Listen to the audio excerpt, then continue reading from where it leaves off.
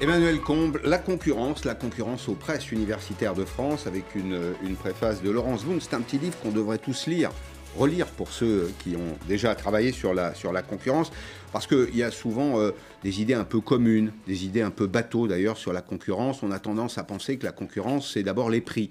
Mais il n'y a pas que ça, Emmanuel Combe. Oui, vous avez raison.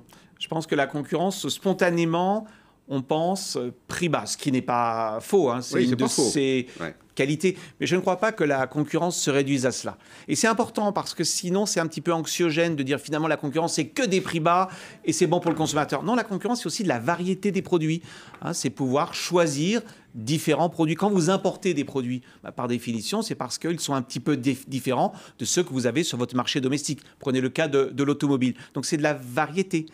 Mais situons-nous du côté de l'entreprise. La concurrence est aussi un formidable vecteur d'incitation. Incitation à faire quoi? À faire de la qualité, à faire de l'innovation. Et là, on a des études empiriques. C'est pas ce que je vous dis, c'est pas des idées en chambre. C'est pas fumeux. Il y a des études assez claires. Prenez le transport aérien que vous connaissez bien, Pascal, qui montrent typiquement que l'entrée d'un concurrent, low cost ou pas, sur une ligne améliore la ponctualité des vols.